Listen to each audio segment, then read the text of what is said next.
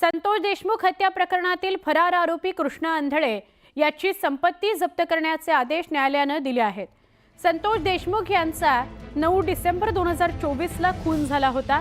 तेव्हापासून कृष्णा आंधळे फरार आहे। त्याची संपत्ती जप्त करण्याची परवानगी द्यावी असा अर्ज सीआयडीच्या अधिकाऱ्यांनी न्यायालयाकडे केला होता। तसंच याबाबतची माहिती देखील सादर केली होती। यामध्ये कृष्णा आंधळे याच्याकडे 5 विविध प्रकारची वाहने आहेत। धारूर ते केज इथल्या बँकेत 3 खाती आहेत। ही सगळी संपत्ती जप्त करण्याचे आदेश न्यायालयाने दिले असून त्यानुसार कारवाई सुरू करण्यात आलेली आहे।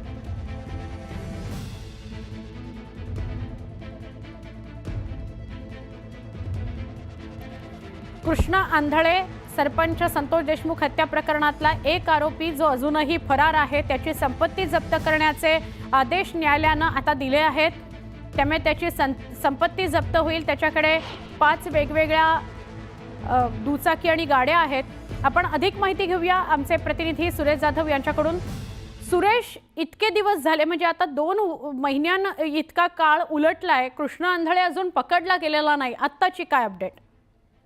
संतोष देशमुख हत्या प्रकरणातील प्रमुख आरोपीपैकी कृष्णा आंधळे हा 70 दिवसापासून फरार आहे। संतोष देशमुख हत्या प्रकरणाला आता 70 दिवस उलटून गेलेले आहेत आणि तो फरार झाल्यानंतर त्याच्या संदर्भात अटकेसाठी जवळपास 9 पथकं कार्यरत होती। प्रशासनानं आणि तपास यंत्रणानं फास आवळण्याच्या दृष्टिकोनातून आज जी कारवाई केलेली आहे ती महत्त्वाची कारवाई आहे। न्यायालयाकडे परवानगी मागितली होती की कृष्णा आंधळे याची जी संपत्ती आहे ती आम्हाला जप्त करायची आहे आणि त्याच न्यायालयानं परवानगी दिलेली आहे। आता परवानगी दिल्यानंतर कृष्णा आंधळेचा मुसक्या आवळण्याच्या दृष्टिकोनातून आता ही शेवटचा जो आहे संपत्ती अटॅचमेंट करणं हा समजला जातो। वाल्मिक कराड यांच्या बाबतीतही तशाच पद्धतीनं ज्यावेळेस तपास यंत्रणांनी भूमिका घेतली त्यानंतर वाल्मिक कराड शरण आले होते।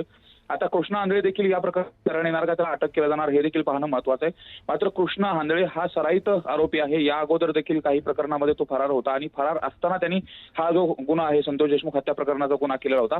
त्यामुळे धनंजय देशमुख यांनी देखील वारंवार एक गोष्ट सांगितली होती की जर तो फरार असताना त्याला जर त्याच वेळेस अटक केली असती तर हा प्रकार घडला नसता। मात्र आता कृष्णा आंधळेच्या अटकेच्या दृष्टिकोनातून आज जो निर्णय घेतला गेलाय, तपास यंत्रणा आता त्याची जी प्रॉपर्टी आहे ती सील करणार आहे। त्याच्या नावावरती असलेल्या गाड्या आहेत, त्याचबरोबर त्याच्या नावावरती असलेली इतर जी संपत्ती आहे, त्याची जी अकाउंट आहेत 3-4 अकाउंट ते देखील सील केले जाणार आहेत। त्यामुळे आता कृष्णा आंधळे शरण येतो का त्याला पकडलं जातं हे पाहणं महत्त्वाचं ठरेल। नक्की, धन्यवाद माहिती दिल्याबद्दल।